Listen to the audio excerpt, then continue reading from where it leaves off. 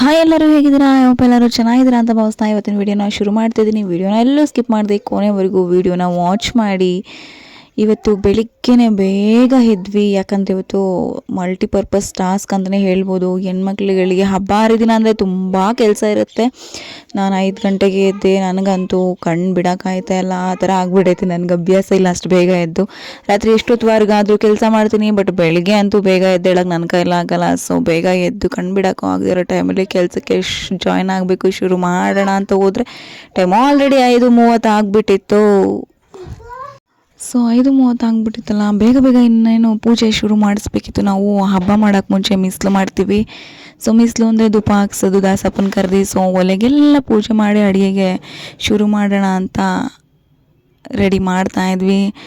ಪೂಜೆ ಆದಮೇಲೆ ನೆಕ್ಸ್ಟ್ ತರಕಾರಿ ಐಟಮ್ಸ್ ಏನೈತೆ ಅದನ್ನೆಲ್ಲ ಕಟ್ ಮಾಡಿಕೊಂಡು ನಾನು ರೆಡಿ ಮಾಡ್ಕೊತಿದ್ದೆ. ನಮ್ಮಮ್ಮ ಇಲ್ಲಿ ಬೇಳೆ ಹಾಕೋತಾಯಿದ್ರು ಕುಕ್ಕರ್ಗೆ.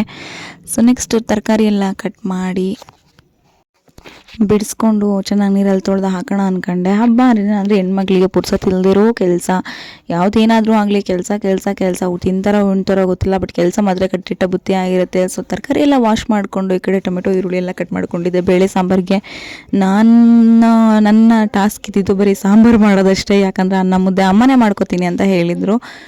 ನೆಕ್ಸ್ಟ್ ಸಾಂಬಾರಿಗೆ ಕುಕ್ಕರ್ಗೆ ಸಾಂಬಾರಿಗೆ ಹಾಕಿಟ್ಟು ನಾನು ಪೂಜೆಗೆಲ್ಲ ರೆಡಿ ಮಾಡ್ಕೋತಾ ಇದ್ದೆ. ಅಮ್ಮ ಎಲ್ಲ ರೆಡಿ ಮಾಡ್ಕೊಂಡು ಬಂದು ತಂದು ಎಡೆ ಇಟ್ಟರು. ದಾಸಪ್ಪ ಬಂದರು, 7 ಗಂಟೆಗೆ ಬಂದುಬಿಟ್ರು.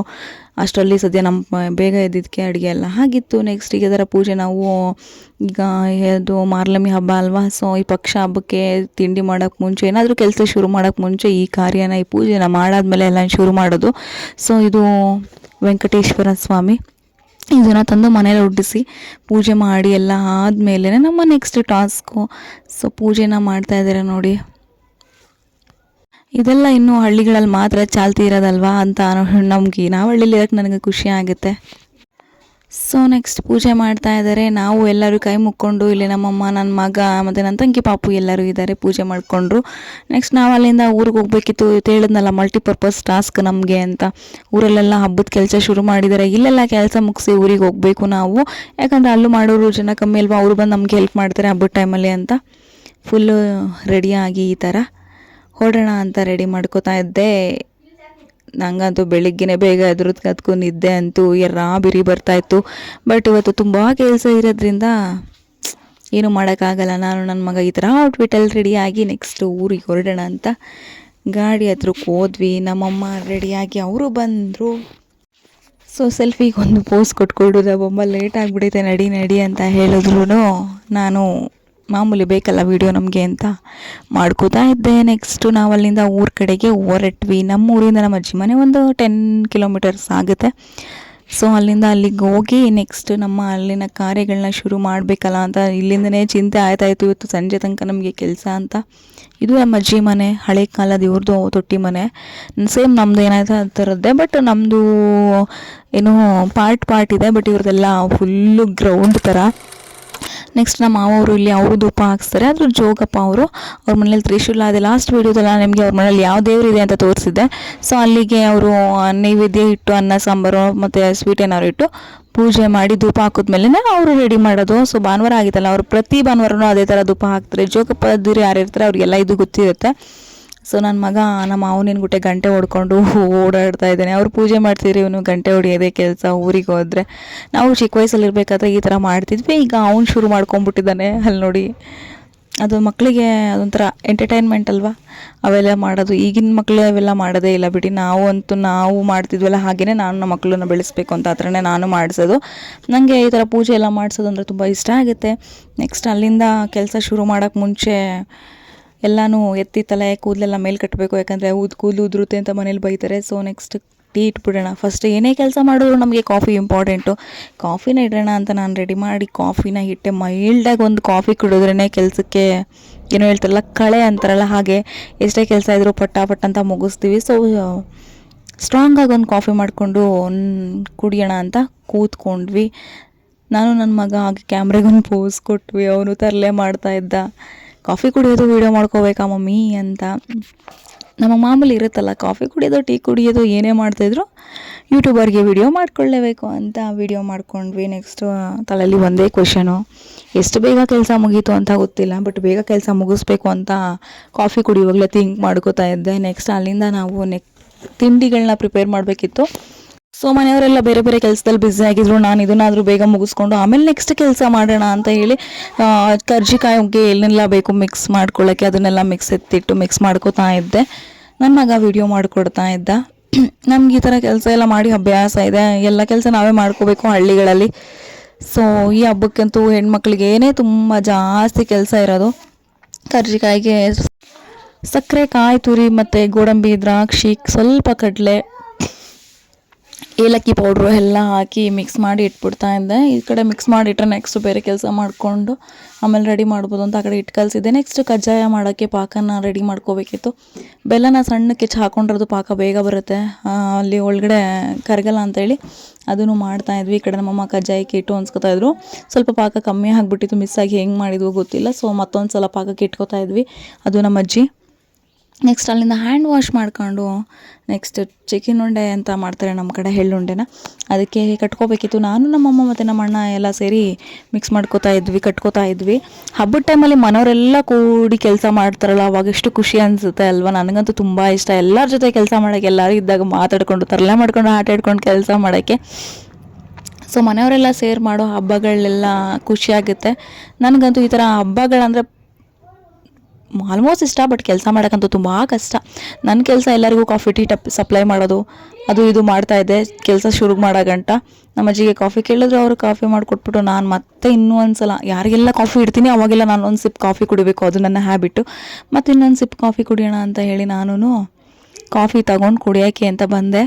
ಸೊ ಎಲ್ಲರೂ ಐಟಮ್ಗೆ ಏನೇನು ಬೇಕು ಮಿಲ್ ಮಾಡ್ಸೋಕ್ಕೆ ಅದನ್ನೆಲ್ಲ ರೆಡಿ ಮಾಡ್ಕೋತಾಯಿದ್ರು. ನಾನು ಕುಡಿದು ಸ್ವಲ್ಪ ಹೊತ್ತು ಕೂತ್ಕೊಂಡು ಕಾಫಿ ಕುಡಿದು ಅಮ್ಮ ಅವರೆಲ್ಲ ಐಟಮ್ ಹಾಕ್ತಿದ್ರಲ್ಲ ಅದನ್ನೆಲ್ಲ ನಾನು ಮುಂದೆ ಬೇಕಾಗುತ್ತೆ ಅಂತ ನೋಡಿದೆ. ಅಲ್ಲಿಂದ ನಮ್ಮ ಮಾವ ಐಟಮ್ ಎಲ್ಲ ಮಿಲ್ ಮಾಡಿಸ್ಕೊಂಡು ಬಂದರು. ನೆಕ್ಸ್ಟ್ ಕಜ್ಜಾಯ ಮಾಡೋಣ ಅಂತ ಹೇಳಿ ಕಜ್ಜಾಯಕ್ಕೆ ತಟ್ಟಿ ಎಣ್ಣೆ ಒಳಗಡೆ ಹಾಕ್ತಾಯಿದ್ವಿ. ಅಲ್ಲಿ ನಮ್ಮ ಅಜ್ಜಿ ಎಲ್ಲನೂ ಬೇಯಿಸಿ ಇಡ್ತಾಯಿದ್ರು, ನಮ್ಮಮ್ಮ ನಾನು ಕಜ್ಜಾಯನ ಮಾಡ್ತಾಯಿದ್ವಿ. ಎಣ್ಣೆ ಮುಂದ್ಕಟ್ಟೆ ಕೂತ್ಕೊಂಡು ಈ ಥರ ಕೆಲಸ ಮಾಡೋದೆಲ್ಲ ಎಷ್ಟು ರಿಸ್ಕಿ ಅಲ್ವಾ, ಬಟ್ ಹುಷಾರಾಗಿ ಮಾಡಬೇಕು. ನಮ್ಗೆ ಅಭ್ಯಾಸ ಇದೆ, ನಾವು ಮಾಡ್ಕೋತೀವಿ. ಬಟ್ ಅದು ಸ್ಮೆಲ್ಗೇ ಎಲ್ಲ ಏನೂ ತಿನ್ನೋಕ್ಕಾಗಲ್ಲ, ಕುಡಿಯೋಕ್ಕಾಗಲ್ಲ, ಆ ಥರ ಆಗಿಬಿಡುತ್ತೆ.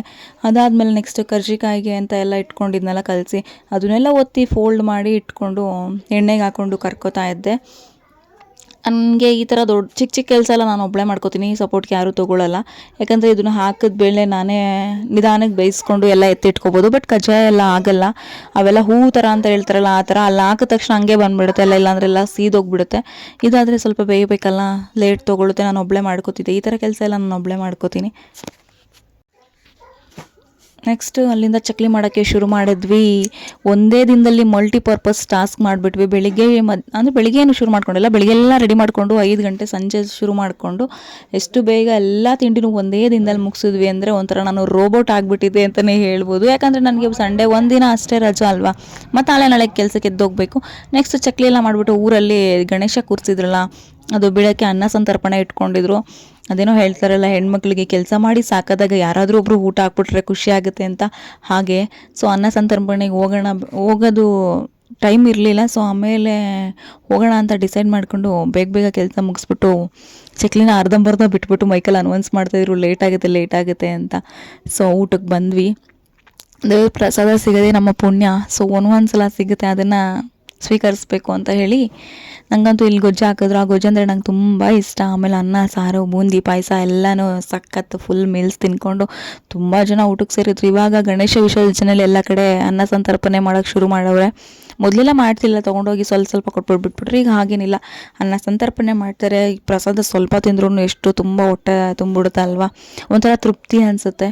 ಸೊ ಅಲ್ಲಿಂದ ಊಟ ಮಾಡಿಕೊಂಡು ಪ್ರಸಾದ ಸಿಕ್ಕಿದ್ದು ಪುಣ್ಯ ಅಂತ ತಿನ್ಕೊಂಡು ಮನೆಗೆ ಬಂದ್ವಿ. ದೇವ್ರನ್ನ ನಾನು ಯಾವಾಗಲೂ ಬೇಡ್ಕೊಳ್ಳೋದು ಒಂದೇ, ದೇವ್ರೆ ಅನ್ಕೊಂಡಿದ್ದಾಗೋದ್ಕಿಂತ ಅನ್ಕೊಂಡಿದ್ದು ಆಗೋ ಥರ ಮಾಡ್ಕೊಳ್ಳೋ ಶಕ್ತಿ ಕೊಡಪ್ಪ ಅಂತ. ಮತ್ತು ಮನೆಗೆ ಬಂದ ತಕ್ಷಣ ಅದೇ ಮಲ್ಟಿಪರ್ಪಸ್ ಟಾಸ್ಕು, ನೋ ಚೇಂಜಸ್ಸು. ಇನ್ನೊಂದು ಸ್ವಲ್ಪ ಇದು ಚಕ್ಲಿ ಹಿಟ್ಟನ್ನ ನನ್ನ ಮಗ ಈ ಥರ ಯಾವುದೋ ಡಿಸೈನ್ ರೋಬೋಟಿಕ್ ಡಿಸೈನಲ್ಲೆಲ್ಲ ಒತ್ತಿ ಇಟ್ಟಿದ್ದ. ಏನು ಮಾಡೋಕ್ಕಾಗಲ್ಲ, ಮಕ್ಕಳಿಲ್ಲ ಅಂದರೆ ಹಠ ಮಾಡ್ತಾವಲ್ಲ ಅಂತ ಅವನು ಕೊಟ್ಟಿದ್ದೆ. ಅದು ಅವನಿಗೆ ಕೊಡೋಣ ಅಂತ ಅವನು ಹೇಳಿದ್ದ. ಅದಾದಮೇಲೆ ಎಲ್ಲರೂ ಊಟ ಮಾಡಿಕೊಂಡು ಮಲ್ಕೋತಾ ಇದ್ರು. ಆಲ್ರೆಡಿ ಟೈಮು ಮೇ ಬಿ 12 ಆಗಿತ್ತು ಅನಿಸುತ್ತೆ ಚಕ್ಲಿ ಮುಗಿಯೋಷ್ಟರೊಳಗೆ. ಅದಾದಮೇಲೆ ಇನ್ನೂ ನೆಕ್ಸ್ಟು ನಿಪ್ಪಟ್ಟಿತ್ತು. ನನ್ನ ಮಗ ಮಲ್ಕೋದೆ ಆಟ ಆಡ್ತಿದ್ದ. ನಾಳೆ ಬೇರೆ ಟೆಸ್ಟ್ ಆಯ್ತಾ, ಈ ಥರ ಕೆಲಸ ಎಲ್ಲ ಮಾಡುವಾಗ ಮಕ್ಳಿಗೂ ನಿದ್ದೆ ಬರೋಲ್ಲ, ನಮಗೂ ನಿದ್ದೆ ಬರೋಲ್ಲ ಅಂತ ಹೇಳ್ತಾರಲ್ಲ, ಹಾಗಾಗಿತ್ತು. ನನಗಂತೂ ಎಷ್ಟೊತ್ತಿಗೆ ಮಲ್ಕೊಬಿಟ್ರೆ ಸಾಕು ಸಾಕು ಅನ್ನೋ ಹಂಗಾಗಿತ್ತು. ಆಮೇಲೆ ನೆಕ್ಸ್ಟ್ ಈ ಚಕ್ಲಿ ನಿಪ್ಪಟ್ಟೆಲ್ಲ ಆಲ್ರೆಡಿ ಮುಗ್ದಿತ್ತು. ಈ ಚಕ್ಲಿನ ಮಾಡ್ತಾ ಟೇಸ್ಟ್ ನೋಡೋಣ. ನಾನು ಮಲಗೋ ಸಮಯ ಆಲ್ರೆಡಿ ನೆಕ್ಸ್ಟ್ ಈ ವಿಡಿಯೋ ನೀವು ಕ್ಲಿಪ್ ನೋಡ್ತಿರೋದು ಆಲ್ರೆಡಿ 2 ಗಂಟೆ ಸಮಯ. ನನ್ನ ಮಗ ಸಾಕಪ್ಪ ಅಂತ ಕೂತಿರೋ ಟೈಮಲ್ಲಿ ವಿಡಿಯೋ ಮಾಡಿಕೊಡ್ತಾ ಇದ್ದ. ಅಲ್ಲೇ 2 ಗಂಟೆ ಆದರೂ ಅವ್ನು ಎದ್ದಿಗೆ ನಿಂತ್ಕೊಂಡಿದ್ದ. ನಮ್ಮ ಮನೇಲಿ ಎಲ್ಲರೂ ಹೋಗಿ ಸಾಕು ಅಂತ ಕೂತಿರು. ಇದು ಲಾಸ್ಟ್ ಒಬ್ಬ ಇಲ್ಲ ಅಂತ ಹೇಳಿ ನಮ್ಮ ಅಜ್ಜಿ ಟೇಸ್ಟ್ ನೋಡು ಬೆಳಿಗ್ಗೆಯಿಂದ ಏನೂ ತಿಂದಿಲ್ಲ ಅಂತ ಕೊಟ್ಟರು. ಇಷ್ಟ ಆಗಿತ್ತು ನಂದು ಮಲ್ಟಿಪರ್ಪಸ್ ರೋಬೋಟಿಂಗ್ ವಿಡಿಯೋ. ಎಲ್ರಿಗೂ ವಿಡಿಯೋ ಇಷ್ಟ ಆಗುತ್ತೆ ಅಂತ ಹಳ್ಳಿ ವಿಡಿಯೋ ನಾನು ಭಾವಿಸ್ತಾ ಈ ವಿಡಿಯೋನ ಇವತ್ತಿಗೆ ಎಂಡ್ ಮಾಡಿದ್ದೀನಿ. ಯಾರೆಲ್ಲ ನನ್ನ ವಿಡಿಯೋ ನೋಡಿದ್ದೀರಾ ಎಲ್ಲರಿಗೂ ಥ್ಯಾಂಕ್ ಯು ಸೋ ಮಚ್. ಇದೇ ಥರ ವಿಡಿಯೋನ ನೋಡ್ತಾ ಇರಿ, ಸಪೋರ್ಟ್ ಮಾಡ್ತಾ ಇರಿ. ಫೈನಲಿ ಈ ಮಟ್ಟಿಗೆ ಟಯರ್ಡ್ ಆಗಿಬಿಟ್ಟಿದ್ದೆ. ಬೆಳಿಗ್ಗೆಯಿಂದ ರಾತ್ರಿ 2 ಗಂಟೆವರೆಗೂ ಈ ಥರ ನಮ್ಮ ವ್ಯವಸ್ಥೆ ಆಗೋಗಿತ್ತು. ಸೊ ಫೈನಲಿ ಮಲ್ಕೊಂಡ್ರೆ ಸಾಕಲ್ಲ ಅನ್ನುವಷ್ಟು ಸ್ಟೇಜ್ಗೆ ಹೊರಟೋಗ್ಬಿಟ್ಟಿದ್ವಿ. ನಾಳೆ ಎದ್ದು ಬೆಳಿಗ್ಗೆ ಮಾಮೂಲಿ ನಾರ್ಮಲ್ ಡ್ಯೂಟಿಗೆ ಹೋಗಬೇಕು, ಏನೂ ಮಾಡೋಕ್ಕಾಗಲ್ಲ. ಮತ್ತು ಇನ್ನೊಂದು ವಿಡಿಯೋದಲ್ಲಿ ಸಿಗೋಣ. ಅಲ್ಲಿವರೆಗೂ ಥ್ಯಾಂಕ್ ಯು, ಬಾಯ್ ಬಾಯ್.